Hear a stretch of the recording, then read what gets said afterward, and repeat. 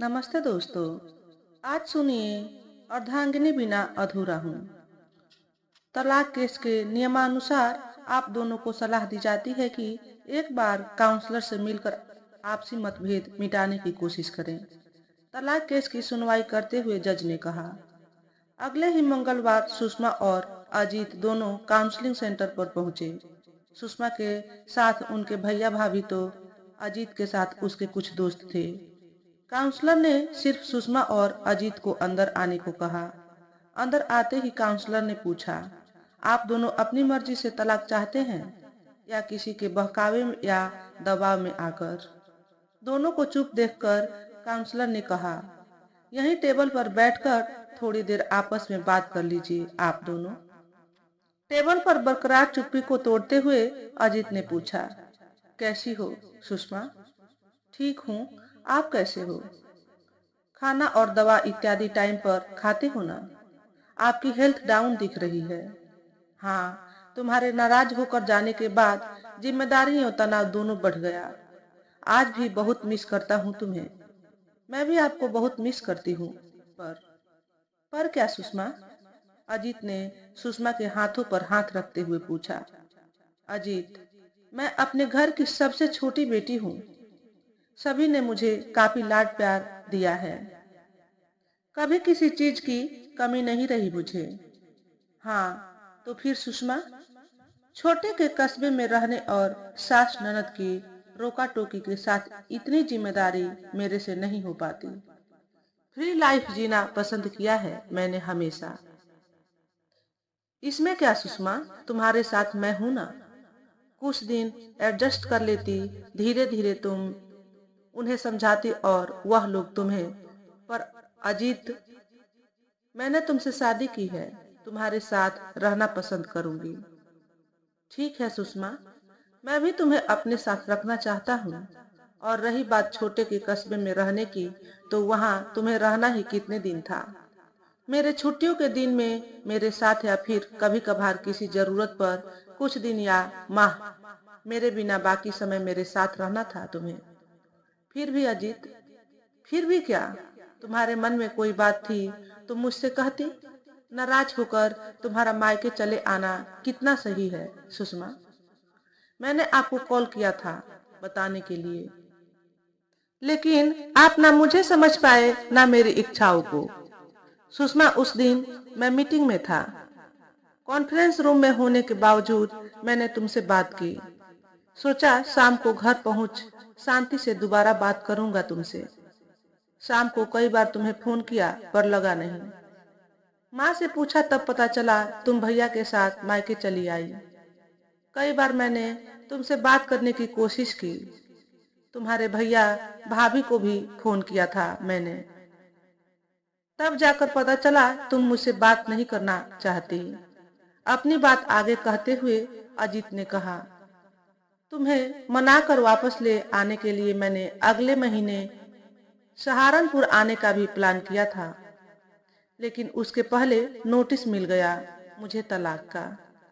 पर अजीत, पर क्या सुषमा? तुम बात करने को तैयार नहीं थी। बिना बात किए हमारे बीच नाराजगी कैसे खत्म होती? कैसे भूल गई तुम पहली बार जब सहारनपुर में तुमसे मिला था और कुछ पल के मुलाकात में तुम्हारे हाथ को पकड़ते हुए मैंने कहा था कि ये हाथ पकड़ रहा हूँ, मेरे आखिरी सांस तक छूटने मत देना अपने हाथों को, हमेशा मेरे साथ रहना।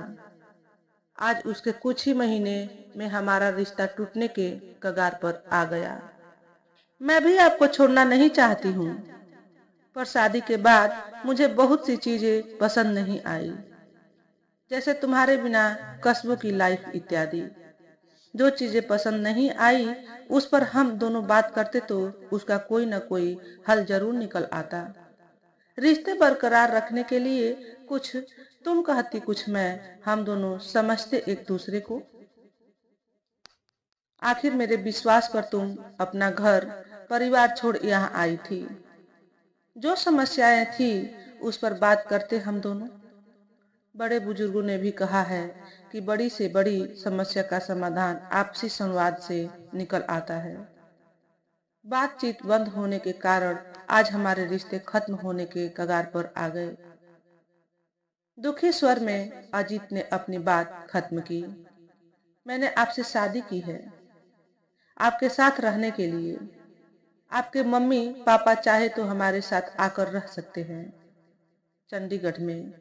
क्या लगता है तुम्हें सुषमा? मुझे तुम्हारे बिना अच्छा लगता है। टिकट तुम्हारा भी कराया था मैंने साथ आने के लिए, लेकिन अचानक से मम्मी की तबीयत खराब होने के कारण मुझे अकेले आना पड़ा। मेरी पत्नी होने के साथ साथ तुम उनकी बहू भी हो। जरूरत के वक्त दोनों को दोनों के परिवार को अपना मानकर उनके साथ होना जरूरी है। मम्मी के डॉक्टर खुराना से मेरी बात हुई है। डॉक्टर साहब बोल रहे थे कि 1 से 2 महीने के अंदर मम्मी चलने फिरने लायक हो जाएगी। ये तो बहुत अच्छी खबर है अजीत। चिंता मत करो आप, भगवान जल्दी ठीक कर देंगे मम्मी जी को। वैसे आगे क्या करने का सोचा है आपने? सोचना क्या सुषमा, मैंने तुमसे प्यार किया है, मैं तुम्हें पसंद करता हूँ। ये बात घर पर बताकर सबको राजी किया था मैंने शादी के लिए।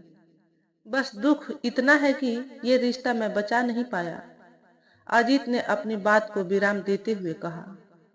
इतना होने पर भी आज क्या आप मुझसे उतना ही प्यार करते हो? सुषमा ने पूछा। हाँ सुषमा, भले ही कल हमारे रिश्ते नहीं रहेंगे, पर तुम्हारे साथ बिताए हर एक पल का एहसास मेरे साथ रहेंगे। अच्छा ठीक है, चलो अब मैं चलती हूँ। भैया भाभी इंतजार कर रहे होंगे। लेट हो रहा मुझे अब। ओके सुषमा, अपना ख्याल रखना। सोचा था बात करके सब ठीक कर लूंगा, पर कोई बात नहीं। कोर्ट की अगली तारीख को कोर्ट नहीं आऊंगा मैं। डाक से भिजवा देना पेपर, मैं साइन कर दूंगा तलाक के पेपर पर। ओके मत आना, आपको आने की जरूरत भी नहीं है, लेकिन हो सके तो सहारनपुर आ जाना मुझे ले जाने के लिए। क्या क्या क्या कहा तुमने सुषमा? अजीत ने आश्चर्यचकित होकर पूछा।